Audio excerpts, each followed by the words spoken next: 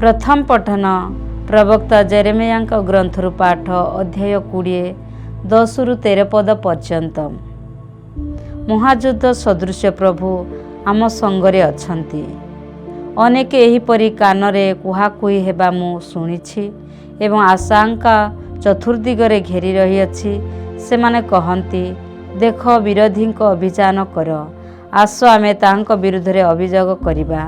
एही बळी मोर पतन कामना करी मोर परिचित मित्र माने कहिथांती, हुएत से प्रतारित हेबे ओ ताहांको परास्त करिबा एवं तांको उपरे आमर प्रतिरोध नेबा। किंतु प्रभु जड़े महायुद्धा सदृश्य मो संगरे अछंती।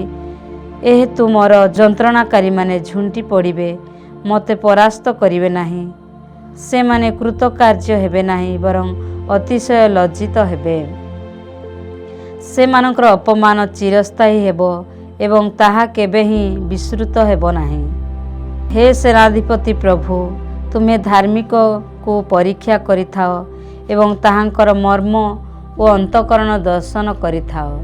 सेमानंक प्रति तुमर प्रतिशोध मते दर्शाओ, कारण तुम्हारे मु मोर मोकदमा उपस्थापन करुछि।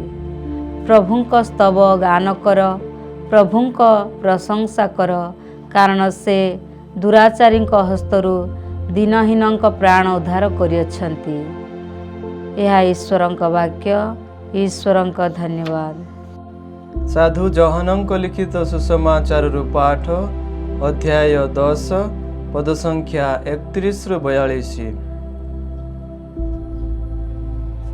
जिहुदी माने पुनर्बार ताहांको प्रस्तराघात करिबा लागि पत्थर उठाइले। जीसु उत्तर देले, मु मो पितांक ठारू अनेक उत्तम कर्म तुम्भमानंको देखाई अछि। से सबु मध्यरु केउ कर्म पाई तुमे मते प्रस्तराघात करिबाकु जाउछ? जिहुदी माने तांको उत्तर देले, कौनसी उत्तम कर्म पाई आम्भे माने तुम्भंकु प्रस्तराघात करिबाकु जाउनाहु, किंतु ईश्वर निंदा पाई, कारण तुमे जणे मनुष्य मात्र होई निजको ईश्वर बोलाउछ। जीसु उत्तर देले, तुम्भमानंक शास्त्र रे कौन यह उल्लेख होई नाही? मु कहिली, तुम्भे माने देवगण अट, जो माने ईश्वरंक वाक्य श्रवण करंती। जदि ईश्वर सीमानंकु देवता बोली अभिहित करंती, तेबे पिता जहांकु पवित्रीकृत करी जगत को प्रेरण करिअछंती, से निजको ईश्वर पुत्र कहिबारु तुमे ताहांकु ईश्वर निंदा करुछ बोली कहि पारिबो कि?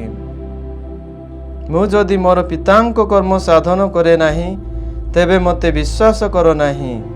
किंतु जदि मु ताहा करे, ताहा हेले मोठारे विश्वास न कले मध्य मोर कर्मावली रे विश्वास कर। जेपरि तुम्भे माने जानि पारिबो ओ बुझी पारिबो जे पिता मो ठारे अछंती एवं मु पितांक ठारे अछि। तत्परे सेमाने तांको पुनर्बार गिरफ करिबाकु चेष्टा कले, किंतु से सेमानंक हस्तरु खसी पळाइले। से पुनर्बार जर्दान पार होई सेही अंचल को जाई अवस्थान कले, जेउठारे जहन पूर्वे जल दीक्षा दउथिले। अनेक ताहांक निकट को आसिले एवं सेमाने कहूथिले, जहन कौनसी निदर्शन देखाई नाहांती, किंतु एही व्यक्तिंक विषय रे से जहा कहिले से समस्त सत्य। सेठाकार अनेक लोक ताहांकु विश्वास कले। प्रभुंकर पुण्य सुसमाचार। हे प्रभु जीशु ख्रीष्ट, तुम्हारा प्रशंसा हेउ।